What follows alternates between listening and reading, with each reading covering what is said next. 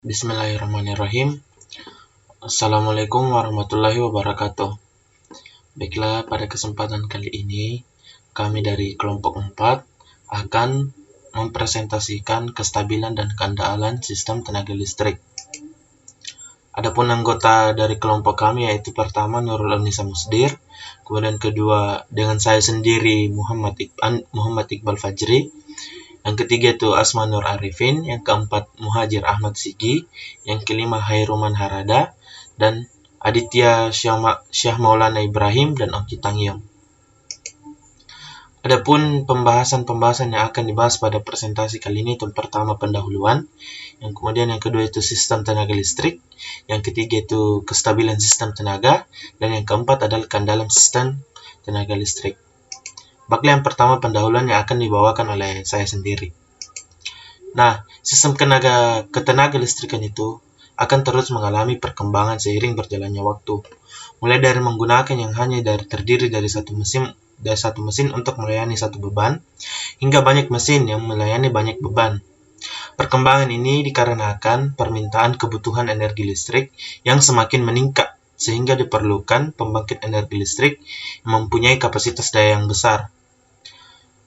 Nah, bagaimana cara kita untuk mendapatkan kapasitas daya yang besar dengan pembangkit yang misalnya cuma berdaya rendah? Nah, itu dengan cara daya yang dihasilkan itu sistem pembangkit energi listrik yang digabungkan menjadi satu, yang disalurkan melalui sistem interkoneksi. Nah, dalam sistem interkoneksi ini, semua pembangkit atau mesin ini tergabung dalam satu jaringan. Nah, untuk itu makanya mesin-mesin tersebut perlu bekerja secara stabil dan andal agar kualitas listrik yang dihasilkan itu tetap memenuhi standar. Kayak misal standar tegangan dan standar frekuensinya yang akan digunakan ke beban nantinya. Sekian dari saya. Lanjut ke materi yang lain. Assalamualaikum warahmatullahi wabarakatuh. Sebelumnya, perkenalkan nama saya Asma Nur Arifin, NIM D0411811306. Nah, di sini saya akan melanjutkan presentasi dari teman saya sebelumnya, di mana saya akan membahas mengenai sistem tenaga listrik. Nah, seperti yang diketahui, sistem tenaga listrik atau electric power system ini adalah rangkaian instalasi tenaga listrik dari pembangkitan, transmisi, dan distribusi yang dioperasikan secara serentak dalam rangka untuk penyediaan tenaga listrik. Nah, di mana komponen dasar yang membentuk sistem tenaga listrik ini adalah generator, transformator, saluran transmisi, dan juga beban. Nah, dalam menganalisis sistem tenaga listrik ini diperlukan diagram yang dapat mewakili setiap komponen sistem tenaga listrik. Nah, diagram yang selalu digunakan yaitu diagram satu garis atau single line diagram, dan juga diagram impedansi atau diagram rektansi. Nah, gambar di samping ini menunjukkan diagram satu garis sistem tenaga listrik atau single line diagram. Nah, untuk stabilitas tegangan tersendiri itu adalah kemampuan dari suatu sistem tenaga listrik untuk mempertahankan besar tegangan yang memadai, sehingga ketika sistem beban nominal meningkat, maka daya aktual yang ditransfer ke beban akan ikut juga meningkat. Nah, sekian dari presentasi saya, lebih dan kurangnya mohon dimaafkan. Wabillahi taufiq wa hidayah. Wassalamualaikum warahmatullahi wabarakatuh. Bismillahirrahmanirrahim. Assalamualaikum warahmatullahi wabarakatuh. Perkenalkan, nama saya Hairuman Harada, NIM D0411811016. Di sini saya akan menjelaskan kestabilan sistem tenaga. Sistem tenaga listrik yang kompleks memiliki banyak beban-beban dinamis yang besar daya yang diserapnya sangat variasi dalam rentang waktu tertentu. Dengan adanya perubahan ini, pasokan daya yang disalurkan oleh generator harus sesuai dengan kebutuhan bebannya. Kestabilan sistem tenaga listrik secara umum dapat didefinisikan sebagai kemampuan dari suatu sistem tenaga listrik untuk mempertahankan keadaan sinkronnya pada saat dan sesudah terjadi gangguan. Adapun klasifikasi sistem tenaga listrik, power system stability terbagi atas 3 bagian, yaitu rotor angel stability, yang kedua frequency stability, dan yang ketiga voltage stability. Di mana rotor angel stability ini terbagi atas dua bagian, yakni Small Disturbance Angle Stability dan Transient Stability, di mana kedua ini termasuk dalam short term. Yang kedua, frequency stability ini termasuk short term and long term. Dan yang ketiga, voltage stability terbagi atas dua bagian, yakni large disturbance voltage stability dan small disturbance voltage stability, di mana keduanya termasuk short term and long term. Itulah yang sempat saya sampaikan. Dilanjutkan oleh teman saya. Stop record. Bismillahirrahmanirrahim. Perkenalkan, nama saya Aditya Syah Maulana Ibrahim, NIM D0411181701. Selanjutnya saya akan membacakan materi tentang berdasarkan paper EAAA Definition and Classification of Power System Stability. Kestabilan sistem tenaga listrik dibagi menjadi 3 kategori, yaitu yang pertama ada kestabilan sudut rotor. Kestabilan sudut rotor merupakan kemampuan dari mesin sinkron yang terhubung dengan sistem untuk tetap sinkron setelah terjadi gangguan. Ketidakstabilan akan mengakibatkan naiknya sudut rotor yang berbeda-beda dari generator sehingga dapat mengakibatkan generator mengalami hilang sinkronisasi dengan generator lain. Kategori yang kedua itu kestabilan frekuensi. Nah, kestabilan frekuensi merupakan kemampuan dari sistem tenaga mempertahankan frekuensi untuk tetap stabil ketika terjadi gangguan dan setelah terjadi gangguan. Biasanya gangguan ini berupa perubahan pembangkit atau beban yang signifikan. Yang ketiga, kestabilan tegangan. Kestabilan tegangan merupakan kemampuan dari sistem tenaga mempertahankan tegangan untuk tetap stabil pada semua bus setelah terjadi gangguan. Hal ini tergantung dari sistem untuk tetap mempertahankan keseimbangan antara suplai daya dan beban. Selanjutnya, analisis kestabilan berdasarkan sifat dan besarnya gangguan pada umumnya digolongkan ke dalam 3 jenis. Nah, jenis yang pertama itu kestabilan transien, yang kedua kestabilan dinamis, yang ketiga kestabilan keadaan tetap. Dan selanjutnya akan dilanjutkan oleh pemateri berikutnya. Terima kasih. Sudah. Bismillahirrahmanirrahim. Assalamualaikum warahmatullahi wabarakatuh. Perkenalkan, nama saya Nurulani Samusdir, NIM D0411811003. Nah, di sini saya akan melanjutkan pemaparan materi dari teman saya.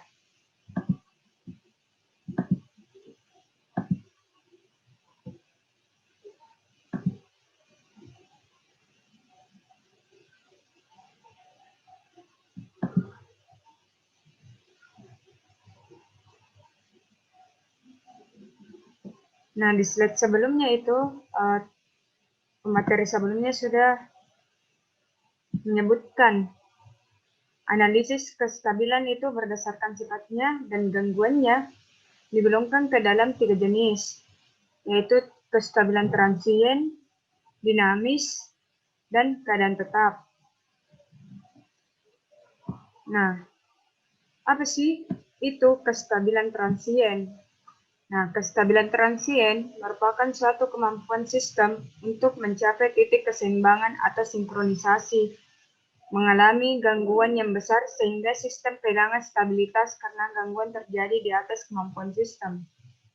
Analisis kestabilan transien merupakan analisis paling utama untuk menelaah perilaku sistem daya seperti adanya gangguan berupa yang pertama, perubahan beban secara mendadak akibat terputusnya unit pembangkit, perubahan pada jaringan transmisi seperti gangguan hubung singkat atau pemutusan saklar. Nah, yang kedua itu ada kestabilan dinamis. Nah, kestabilan dinamis merupakan suatu kemampuan sistem tenaga listrik untuk kembali ke titik keseimbangan setelah adanya gangguan yang berasal dari peralatan kontrol sistem. Yang ketiga, ada kestabilan keadaan tetap. Nah, kestabilan keadaan tetap merupakan suatu kemampuan sistem tenaga listrik untuk menerima gangguan kecil yang bersifat gradual yang terjadi di sekitar titik keseimbangan pada kondisi tetap.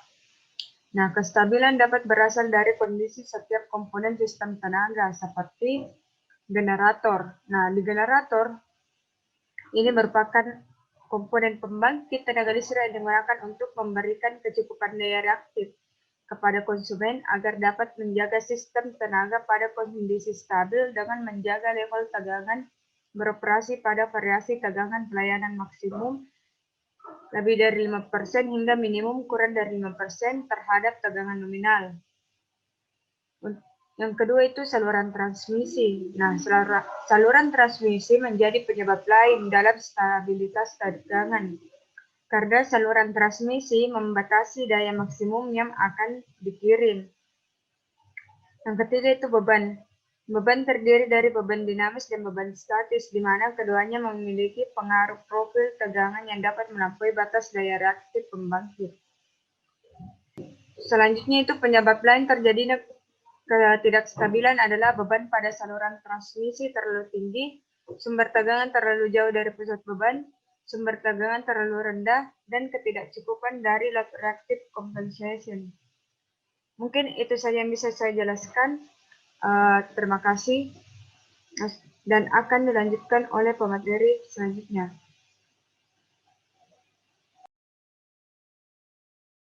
Assalamualaikum warahmatullahi wabarakatuh. Perkenalkan nama saya Ungkit Pangyong, NIM D04418133 dari kelompok 4. Di sini saya akan melanjutkan pemaparan materi dari materi sebelumnya. Nah, keandalan sistem energi listrik. Jadi, keandalan sistem energi listrik dapat didefinisikan sebagai kemampuan menyeluruh dari sistem untuk mencukupi permintaan beban pelanggan secara ekonomis dan dapat dipercaya. Dengan membaginya menjadi dua aspek, yaitu ketersediaan sistem dan keamanan sistem. Yang mana ketersediaan sistem di sini berhubungan dengan fasilitas-fasilitas yang cukup di dalam sistem untuk mencukupi permintaan beban pelanggan. Dan yang kedua itu keamanan sistem atau berhubungan dengan tanggapan sistem terhadap gangguan yang terjadi, termasuk kondisi-kondisi menyebabkan gangguan-gangguan lokal dan gangguan-gangguan yang meluas serta hilangnya pembangkitan dan transmisi. Kemudian faktor-faktor yang berhubungan dengan keandalan. Di sini terbagi 4. Yang pertama itu probabilitas, yang mana probabilitas di sini adalah suatu ukuran yang dapat dinyatakan secara angka dengan nilai antara 0 dan 1 atau 0 dan 100%. Kemudian yang kedua bekerja sesuai dengan fungsinya. Untuk faktor yang menandakan perlunya diadakan kriteria tertentu untuk menyatakan peralatan atau sistem beroperasi secara memuaskan. Dan yang ketiga itu periode waktu, yang mana faktor ini menyatakan ukuran dari periode waktu yang digunakan dalam pengukuran probabilitas. Dan yang terakhir atau yang keempat, kondisi operasi. Faktor ini menyatakan pada kondisi operasi yang dilakukan untuk mendapatkan angka keandalan. Nah, itu saja yang bisa dijelaskan. Saya serahkan ke pemateri selanjutnya. Terima kasih.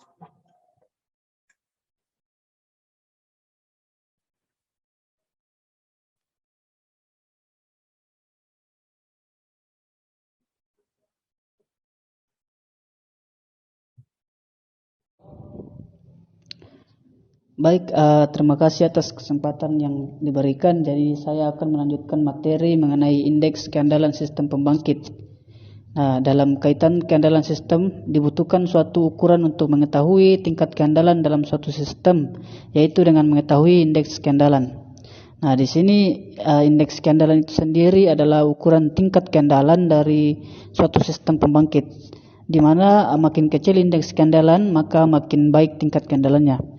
Sedangkan metode yang biasa digunakan untuk menentukan indeks itu yaitu dengan metode LOLP atau Loss of Load Probability, atau sering dinyatakan sebagai LOLE atau Loss of Load Expectation. Di sini pengertian dari probabilitas kehilangan beban adalah metode yang dipergunakan untuk mengukur tingkat keandalan dari suatu sistem pembangkit dengan mempertimbangkan kemungkinan terjadinya peristiwa sistem pembangkit tidak dapat mensuplai beban secara penuh. Nilai probabilitas kehilangan beban dinyatakan dalam besaran hari per tahun, yaitu berarti sejumlah hari dalam 1 tahun kemungkinan terjadi daya tidak tersedia atau capacity outtake. Di sini capacity outtake lebih besar dari kapasitas cadangan atau reserve capacity. Jadi nilai tersebut merupakan risiko tahunan yang dihadapi oleh sistem pembangkit dalam melayani kebutuhan beban. Nah, selanjutnya besaran nilai LOLP pada suatu sistem secara kualitatif pembangkit dapat ditunjukkan dengan rumus sebagai berikut, yaitu LOLP sama dengan P kali T, di mana P sama dengan P adalah menggambarkan probabilitas sistem dapat menyediakan daya, sedangkan T menyatakan atau menggambarkan lamanya garis tersedianya daya. Penentuan besarnya nilai LOLP dari suatu sistem harus mempertimbangkan besarnya peran penyediaan tenaga listrik pada suatu sistem tersebut, atau dengan kata lain berapa besar kerugian yang dialami pemakai energi listrik apabila terjadi interupsi atau gangguan penyediaan pasokan energi listrik. Sementara loss of load expectation adalah jumlah hari dalam sebuah periode di mana beban puncak harian melebihi kapasitas pembangkitan yang tersedia. LOLE ini dihitung dengan menurunkan dari beban puncak harian dihubungkan dengan tabel SOP. Dapat kita lihat rumusnya sebagai berikut, yaitu LOLE adalah sigma PI dikali CI kurang LI, di mana CI itu adalah kapasitas tersedia pada hari pertama. Kemudian LI itu ramalan beban puncak pada hari tertentu. Sedangkan PI dalam kurung CI kurang LI adalah probabilitas hilangnya beban pada hari tersebut. Kemudian gambaran secara kualitatif besarnya loop dalam hari per tahun dapat dilihat di gambar di samping. Ya, mungkin sekian presentasi dari saya kembalikan ke moderator. Terima kasih.